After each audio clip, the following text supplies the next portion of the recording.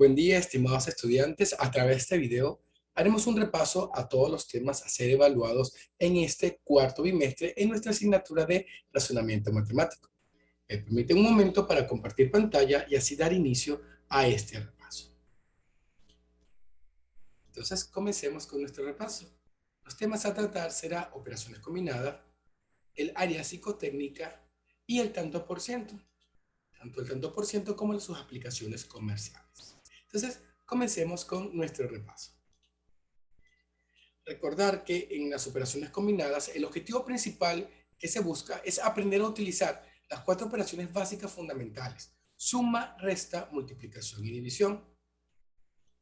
¿Para qué? Para poder ayudarnos a resolver problemas de carácter comerciales, las aplicaciones comerciales, y en nuestra vida diaria.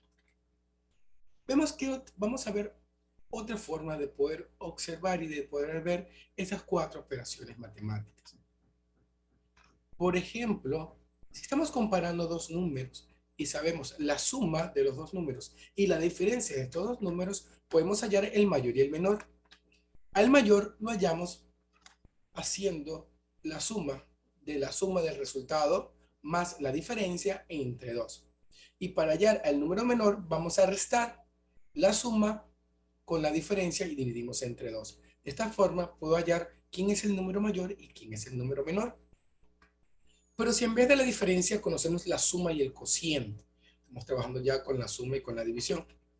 El número mayor lo podemos conocer a través de la siguiente fórmula. Sería la suma por el cociente entre el cociente más 1. Y si quiero conocer el número menor, simplemente a la suma le resto el número mayor, o a la suma la puedo dividir entre el cociente más 1. Y si en vez de la suma tengo la diferencia y el cociente, lo puedo hallar de la siguiente manera. El número mayor lo puedo hallar con la multiplicación de la diferencia por el cociente entre el cociente menos 1.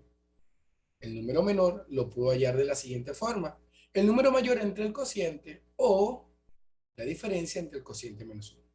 Con cualquiera de estas dos fórmulas puedo hallar el número menor. Ahora, conociendo la suma, la diferencia o el cociente de dos números, puedo saber quién es mayor o quién es menor. La fórmula a utilizar dependerá de los datos que podamos tener. El área psicotécnica también es bastante importante. ¿Por qué? Porque nos permite, en este caso, incentivar, desarrollar y fortalecer la aptitud de cada uno de nosotros. Además, va a lograr agilizar el razonamiento, de poder hacerlo de forma mucho más rápida y entender mucho más rápido los enunciados, y además potenciar nuestra capacidad de abstracción, capacidad de poder ver cómo se mueve cada elemento a medida que vayan transcurriendo y poder entender. Vamos a analizar o vamos a tocar en el área psicotécnica las secuencias aritméticas, las secuencias gráficas y la figura excluida. Vamos a ver detalladamente cada uno de estos casos. Comencemos con estos tipos de problemas o casos. Las secuencias aritméticas. Voy a tener un número o un grupo ordenado de números, sea de forma ascendente o sea de forma descendente. ¿Y qué es lo principal de esta secuencia? Siempre nos van a pedir por el número que sigue. Y me voy a apoyar en el término general de las sucesiones. Es decir, debo conocer siempre la razón, cómo aumenta, cómo disminuyen los números. Un tip bastante preciso para secuencias aritméticas. Si tengo conjuntos de números decimales, tengo números enteros o tengo fracciones, siempre debo llevar todos los números a las fracciones y luego ver cómo va fluyendo, cómo se va moviendo el numerador y el denominador, cómo es la razón para poder así hallar el número de la secuencia faltante. Siempre que tenga decimales, tenga enteros y tenga fracciones, debo llevar todo el conjunto de fracciones. En secuencias gráficas, debo ver qué figura continúa, pero debo estar muy pendiente de los patrones o características en común. Aquí debo abstraer, ¿sí? Veo qué figuras, qué elementos tiene y cómo se va moviendo uno por uno. Veo cuál es el movimiento de cada uno de ellos para al final unirlos y obtener el patrón correspondiente. Como podemos ver, perdón, en la figura, vamos a observar, vamos a irlo trabajando. Vamos a cambiar acá de color. Vamos a ver primero, tengo un polígono, tengo polígonos y dentro de los polígonos tengo segmentos de rectas. Vamos a ver cómo se mueven los polígonos. Vemos que tenemos Un heptágono tiene 7 lados, un hexágono tiene 6 lados, un pentágono tiene 5 lados, en este caso un cuadrado tiene 4 lados. Y observamos cómo se va moviendo. Vemos que va disminuyendo de uno en uno. Esto quiere decir el próximo polígono debe tener 3 lados. Ya encontramos cómo se mueve el polígono. Veamos cómo van moviéndose los segmentos de recta que están en la parte interna de los polígonos. Aquí vemos que tenemos un segmento de recta. Acá hay 2. En el pentágono hay 3. En el cuadrado hay 4. Y observamos la razón. Vemos que aumentando de uno en uno. Esto quiere decir que el próximo debe aumentar en 1. Debe ser 5. Entonces, la figura que continúa debe ser un triángulo con 5 segmentos de recta en su interior. De esta forma, hacemos las secuencias gráficas. Pero también tenemos las figuras excluidas. ¿De qué trata la figura excluida? Debo ver en el conjunto de figuras cuál no pertenece al grupo, cuál es la que no guarda relación, qué detalle es la que me hace que no guarde la relación. Por ejemplo, me piden encontrar qué figura no pertenece al conjunto. Si yo coloco todas, la línea horizontal, si la parte continua la coloco de forma horizontal, entonces puedo observar lo siguiente. Voy a marcarlo acá. La parte del semicírculo, la parte arqueada, va a estar del lado izquierdo de la figura. Cosa contraria ocurre con la figura B, que se encuentra del lado derecho. Por lo tanto, puedo indicar que la figura B no pertenece al conjunto. ¿Por qué? Porque no sigue un patrón, no sigue una característica en común. De esta forma hallamos la figura excluida. Ya hemos repasado las operaciones combinadas y la parte del área psicotécnica. Recordemos un poco sobre el tanto por ciento y su utilidad. Recordar que el tanto por ciento, también conocido como porcentaje, consiste en tomar unidades de cada 100. El ejemplo principal podemos tomarlo en la moneda, en el sol. Un sol está comprendido por 100 céntimos. Podemos decir que la moneda de 10 céntimos equivale al 10% de un sol, que la moneda de 20 céntimos, como toma 20 unidades de esas 100, corresponde al 20% de un sol, y que la moneda de 50 céntimos, que toma 50 unidades de esas 100, corresponde al 50% de ese sol. Es decir, el m% de una cantidad n, es decir, cuántas unidades voy a tomar de ese total, significa tomar m cantidades de cada 100 contenidas en un número. El signo del porcentaje, su símbolo, es una barra diagonal y dos círculos a ambos lados. La notación: el m% de un número va a ser igual a m entre 100 por el número. ¿Sí? Recordar siempre esta fórmula que nos va a servir de mucho, va a ser de mucha utilidad la fórmula. También los porcentajes los podemos expresar en fracciones o en decimales. Acá podemos observar una tabla de equivalencia. El 20% se puede expresar como la quinta parte o 0,2. El 25% puede expresarlo como la cuarta parte o 25 centésimas, 0,25. 50% a un medio, la mitad o 0,5, 5 décimas. 75%, 3/4 partes o 0,75. El 100% 1 o el 200% 2. Como ocurrió en la secuencia aritmética. Si me mandan a hallar porcentaje, tengo decimales, tengo fracciones, si tengo números enteros o porcentajes, debo llevar todo siempre a fracciones para que se nos haga mucho más fácil el desarrollo de los ejercicios. Operaciones con tanto por ciento. Si tengo sumas y resta de porcentajes sobre el mismo número, las puedo realizar. Por ejemplo, tengo el 60% más el 30% menos el 40% de un número n. Como es ahora el mismo número, puedo sumar y restar. 60 más 30, 90, menos 40 nos da 50. ¿Qué pasa si tengo n más el 30%? Recordad que el número por sí mismo representa el 100%. Recordad cuando vimos en la tabla de equivalencias 1 representa el 100%. Y lo que hago es sumar 100% más 30, 130. También puede ocurrir si lo restamos. Por ejemplo, n, que es el 100%, menos 40% nos da el 60%. También puedo multiplicar y dividir por un porcentaje. Por ejemplo, tengo 4 por el 60% de un número. Simplemente multiplico el 4 por el coeficiente del porcentaje, 4 por 60.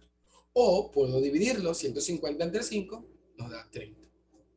En conclusión, puedo sumar, restar, multiplicar y dividir porcentajes siempre que sean sobre el mismo número. Tener presente, y muy importante porque nos ayuda a simplificar y hacer mucho más sencillas las operaciones. Siempre que veamos un símbolo de porcentaje, se van a simplificar con dos ceros en el numerador. Por ejemplo, 36% por 800. Puedo observar dos ceros. Aprovecho y elimino el porcentaje con los dos ceros, quedando 36 por 8, una multiplicación más sencilla. O tengo 40% por 70. ¿Qué voy a hacer? Veo dos ceros en el numerador. El símbolo del porcentaje se me cancela con los dos ceros, teniendo 4 por 7, 28. O tengo el 60% por el 40% por 3600. Tengo dos símbolos de porcentaje, deben haber cuatro ceros. ¿Qué hago? Un símbolo de porcentaje se me va con el 0 del 60 y con el 0 del 40. El otro símbolo de porcentaje se me va con los dos ceros del 3600, quedándose una multiplicación más sencilla. 6 por 4 por 36, que nos da 864. Entonces, cuando veamos un símbolo de porcentaje, observar 6 ceros en el numerador para poderlos cancelar y que la multiplicación sea mucho más sencilla. Casos básicos del tanto por ciento. Puede ser que me den el porcentaje y el número, quiero hallar el resultado. O que me den el porcentaje y el resultado y quiero hallar el número. O que me den el resultado y el número y me manden a hallar el porcentaje. Son los casos básicos que podemos utilizar en el tanto por ciento. Estas fórmulas se las pueden tener en su formulario para este examen bimestral. Porcentajes complementarios. Los porcentajes complementarios es lo que le falta, es el complemento del porcentaje para poder llegar a ser el 100%, para poder llegar a ser la unidad. Por ejemplo, si tengo el 40% que es de color verde, ¿cuánto le hace falta para llegar al 100%? Su complemento sería el 60%. Y viceversa, si tengo el 60%, ¿cuál es su complemento? El 40%. ¿Y cuál es la utilidad del porcentaje complementario? Nos va a ayudar a obtener resultados y cifras, sobre todo cuando trabajemos con gastos, con compras, porque lo que yo gasto y lo que me quede es el complemento. Entonces allí vamos a utilizar mucho los porcentajes complementarios. Recordar qué es lo que le falta a un porcentaje para llegar a ser el 100%.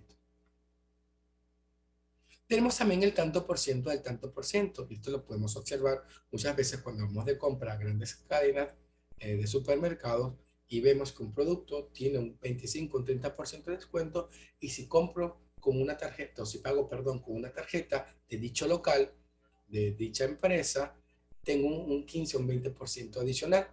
El error que muchas veces cometemos es sumar los porcentajes. No debo sumar los porcentajes, debo siempre multiplicarlos. ¿Por qué? Porque tengo un porcentaje y me va a quedar una cifra, un descuento, una cifra menor. Y el porcentaje adicional es sobre ese nuevo total. Por eso no debo sumar los porcentajes, sino que debo multiplicarlos. Y veámoslos en este ejemplo. Dice que un empleado gana 1.800 soles al mes. 60% de su sueldo lo asigna a sus gastos mensuales, pero el 30% de estos gastos en la educación de sus hijos. ¿Cuánto gasta este empleado mensualmente en sus hijos? Si sumo los porcentajes, 60 más 30 es 90%. Sería casi la totalidad del sueldo. Y realmente no es así. Debo multiplicar, porque ese 30% hace referencia al 60%. Por eso debo multiplicarlos. 1800 por 60 por 30. Y observo, tengo ceros, símbolo del porcentaje. Voy a empezar a cancelar los ceros. Un porcentaje se me va con los ceros del 30 y del 60. Y el otro símbolo de porcentaje con el de 1800. Quedando 18 por 6 por 3.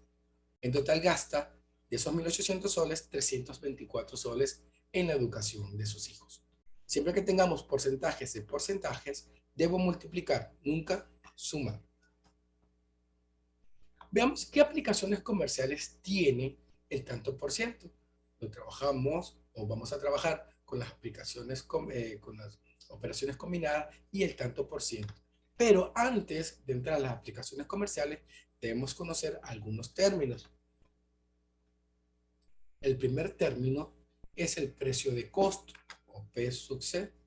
¿Qué es el precio de costo? Es el precio que paga un empresario, que es el que paga un comerciante por adquirir un producto. Es lo que le paga a sus proveedores.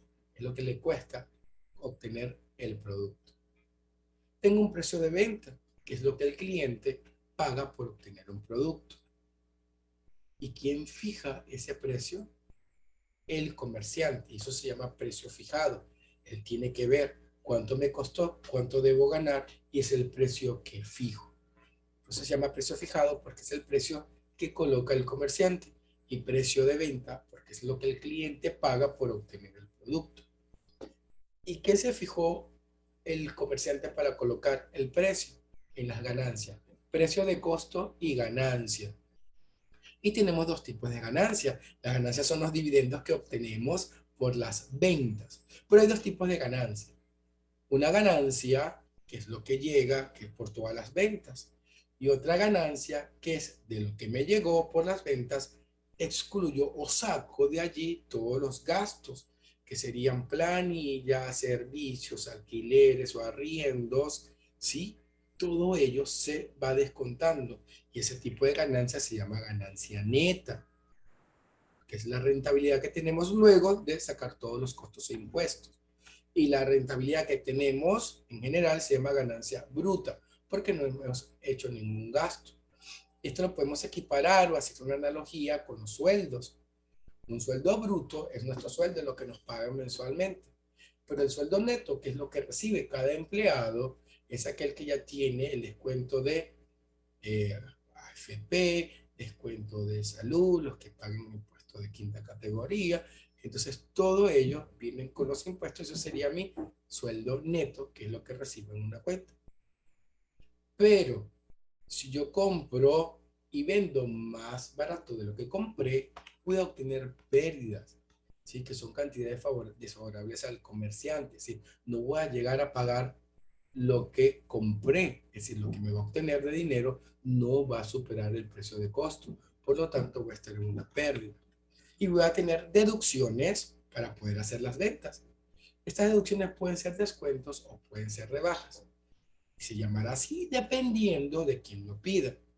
El descuento hace referencia a la rebaja que recibe un cliente respecto al precio fijado. El cliente pide que le hagan deducciones, por lo tanto le hacen un descuento. Y una rebaja es cuando el vendedor es el que le dice, te lo vendo más económico para que el cliente lo pueda llevar. Viene de parte del vendedor. Si el cliente lo pide es un descuento, si el vendedor te lo da es una rebaja. Y habiendo recordado un poco estos términos, vamos a proceder a las fórmulas. Estas fórmulas las utilizan todos los comercios, ¿sí? Para poder tener sus ventas y sus proyecciones a futuro y que las ganancias sean realmente reales para su negocio. Veamos, el precio de venta es el precio de costo más la ganancia. ¿Cuánto me costó y cuánto voy a ganar? O el precio de venta puede ser el precio fijado menos el descuento. O el precio de venta puede ser el precio de costo menos la pérdida. El precio de venta puede ser el precio fijado menos la rebaja. Y también que la ganancia neta va a ser igual a la ganancia bruta menos los gastos. Si alguno de ustedes desea tener o desea realizar un emprendimiento, puede utilizar estas fórmulas para poder obtener las ganancias relativas a su negocio y poder siempre ir creciendo. Y siempre en ganancias y nunca en pérdida. Las fórmulas también las pueden tener en sus respectivos formularios. Entonces avancemos un poco.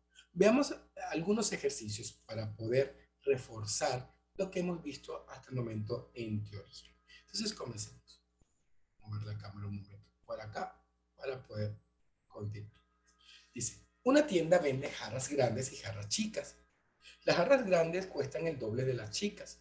Si se vendieron 23 jarras grandes y 32 pequeñas por un monto de 1.404 soles, ¿cuánto cuesta cada jarra grande? Tengo dos tipos de jarra, pero puedo observar que puedo colocar las jarras grandes en función de las jarras chicas. ¿Por qué? Porque las jarras grandes es el doble de las jarras chicas. Si son 23 jarras grandes, serán el doble, serán 46 jarras chicas. Por lo tanto, compro 46 jarras chicas que representan a las 23 grandes más las 32. En total, coloqué todo en función de las jarras chicas, 78. ¿Cuánto gastó? 1.404 soles. Para hallar el valor de cada jarra chica, lo que voy a hacer es dividir 1.404 entre 78, dando como resultado que cada jarra chica cuesta 18 soles. Ahora puedo hallar el costo de las jarras grandes. Una jarra grande es el doble de la jarra chica. Por lo tanto, voy a multiplicar por 2. 2 por 18 es 36. Cada jarra grande cuesta 36 soles. Muy bien. Pasemos a otro ejercicio. Dice, Carlos y Ruth, comieron una rebanada del pastel circular que representa el 20% del pastel, como indica la figura que podemos observar. El ángulo que abarca la rebanada del pastel es, se me piden hallar el ángulo central, entonces vamos a llamarlo con la letra griega teta. Entonces, y tengo acá algo muy importante, 20% del pastel. Siempre que veamos la preposición de o del significa multiplicación. Por lo tanto, un pastel de forma circular, un círculo son 360 grados. Entonces me piden 20% del pastel, 20% de esos 360 grados. Por lo tanto, debo multiplicar 20% por 360. Puedo observar símbolo de porcentaje, ceros en el numerador, procedo a cancelarlos. 0 y un 0 y me queda 36 por 2, dando como resultado 72. El ángulo que me comí el pastel, la rebanada de pastel es de 72 grados. Recordar que siempre que veamos preposición de o del, multiplicación. Veamos otro ejercicio. Dice, si a la medida de la base de un rectángulo aumenta en 20% y la altura en 10%, ¿en qué porcentaje incrementa su área? Lo primero que debo recordar es la fórmula del área de un rectángulo. Recordar que la fórmula es base por altura. Como aumenta la base y la altura, recordar cuando vimos las operaciones que podemos hacer con los porcentajes. La figura o la letra por sí sola representa el 100%. Por acá que representa el 100%. La H, la altura, también va a representar el 100%. Si aumenta la base en 20%, 100 más 20, 120. Y si aumenta la altura en 100%, 100 más 10, 110%. Entonces, con el aumento tenemos 120% por el 110%. Vemos como hay dos ceros, elimino un signo de porcentaje. Entonces, como es base por altura, asocio base por altura y quedando 12 por 11. 12 por 11, 132% del área. Si el área en general, todo ello me representa el 100% y aumenté en 132%, lo que voy a hacer simplemente es restar 132 a 100. Por lo tanto, va a aumentar en 32% el área de este rectángulo. De recordar, tengo letras solas, representa el 100%. Veamos otro ejercicio. Dice, dos amigos trabajan juntos. El primero gana 40 soles más por día que el segundo. Si después de haber laborado el mismo número de días, el primero recibió 650 soles y el segundo 450, ¿cuánto ganará diariamente el segundo? Lo primero que debo hacer es cuánto es la diferencia entre lo que gana uno y el otro, un amigo y el otro. Entonces voy a hallar la diferencia. Si el primero gana 650 y el segundo 450, quiere decir que el primero recibió 200 soles más que el segundo. También sé que el primero en un día trabajado gana 40 soles de más. ¿Qué puedo observar ahora? Puedo observar que tengo los soles de diferencia y cuánto gana de más en cada día. Puedo hallar el salario o el número de días, ¿sí?, que trabajar. 200 entre 40 son 5 días. Entonces sé que trabajaron, esto le pagaron por 5 días. Ahora voy a hallar cuánto gana diariamente el segundo, que es lo que me pide.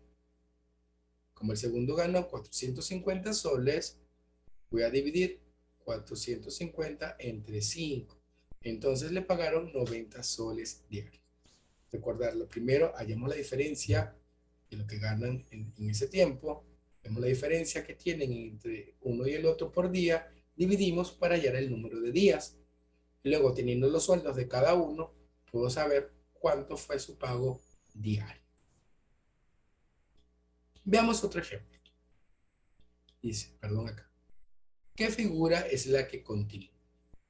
Tenemos unas figuras de dominó. Recordad que las figuras de dominó siempre comienzan en el 0 o blanco y terminan en el 6 y sigue un bucle. 0 blanco, 1, 2, 3, 4, 5, 6. 0 blanco, 1, 2, 3, 4, 5, 6. Un tip para poder resolver las figuras de dominó es observar por separado cómo se mueve la parte superior y la parte inferior. Vamos a observar la parte superior. 1, 2, 3, 5 y 6. Puedo observar que se va moviendo de uno en uno, va aumentando de uno en uno. Voy a observar la parte inferior. 6, 4, 2. 4, 2. Va disminuyendo de 2 en 2.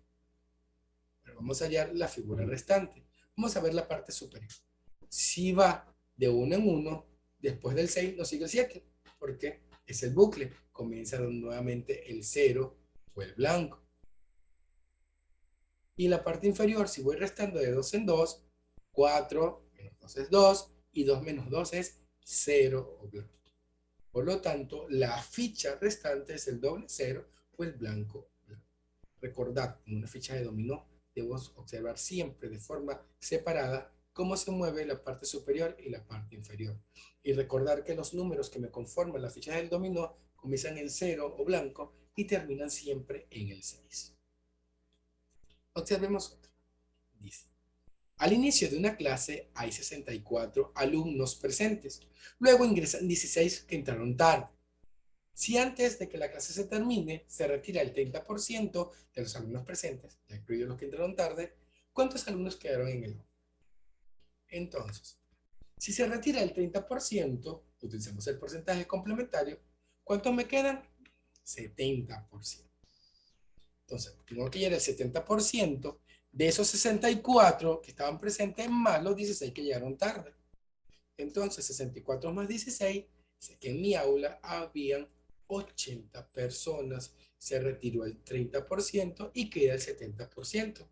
¿Y cuánto es el 70% de 80? El porcentaje se me va con dos ceros y se me hace una multiplicación mucho más sencilla. 7 por 8, 56. Hay 56, quedaron en el aula 56 alumnos. Recordar que cuando se retira y me pregunta cuántos quedan, utilizo siempre el porcentaje complementario. Veamos otro ejercicio. Dice, un vendedor hace un descuento de 20% sobre el precio de la venta de un artículo a un cliente. Luego, Este se acerca al gerente y consigue un descuento del 10% sobre lo facturado por el vendedor. Se dirige a la caja y paga 108 soles. ¿Cuál es el precio de venta del artículo? Supongamos que vamos a una tienda y queremos comprar un artículo y nos parece caro y decimos que no, pero el vendedor nos dice, te hago un descuento del 20%. Vamos contentos porque nos arrojaron un 20%. Es un monto menos lo que vamos a pagar. Pero nos encontramos en el pasillo con el gerente y le decimos que si nos puede hacer otro descuento adicional. Y el gerente nos dice, bueno, ese 20% que yo les dio de ese nuevo monto, les puedo dar un 10% adicional. ¿Cuánto pago? ¿Cuánto es el monto original para que pague 108 soles? Entonces veamos lo siguiente. Con el primer descuento, si son 20%, el artículo va a costar el 80% del precio de venta. Es decir, el valor disminuye al 80% porque me hicieron un descuento del 20%, una deducción. Ahora, el segundo descuento es el 10% sobre lo facturado, sobre ese 80% que me queda. Por lo tanto, si me queda el 10%, si me descuentan el 10%, me queda un 90%, que representa de ese nuevo 100, me queda 90. El precio de venta. ¿Qué voy a hacer ahora? Sé que ese 90 por ese 80% son los 108 soles que es lo que pagué en caja. Entonces, símbolo de porcentaje se me va con dos ceros. Y tengo que el 72% del precio de venta es igual a 108. Y aquí este 72% lo voy a convertir. Recordar que el M% se va a colocar acá a un lado, es igual a M sobre 100. Vamos al principio del tanto por ciento. Y voy a convertir ese 72% en 72 entre 100. Y digo, 100 que multiplica, 100 que divide, perdón, pasa a multiplicar 10.800 y 72 que multiplica pasa a dividir, teniendo como resultado 150 soles. El precio de venta del artículo fue de 150 soles y al final pagué 108 soles. Recordar utilizar porcentajes complementarios y si tengo una segunda deducción es sobre el precio ya rebajado. Observemos otro ejercicio. Nos dice, ¿cuál de las siguientes figuras no guarda relación? Observo hasta el más mínimo detalle. Hay una figura que no tiene relación con las demás y todas son bastante distintas, pero tienen algo en común. Si yo las divido por la mitad, por cada una de las diagonales que tiene, siempre va a ser igual, el mismo tamaño, excepto la figura D, donde no hay simetría. El rasgo común de A, B, C y E es la simetría. Por lo tanto, la D no cumple con ese patrón, por lo tanto es la figura excluida. No corresponde al grupo. Debo estar muy pendiente, muy detallista, detalle a detalle, de cómo están las figuras y qué es lo que no corresponde. Veamos otro ejercicio. Tenemos acá,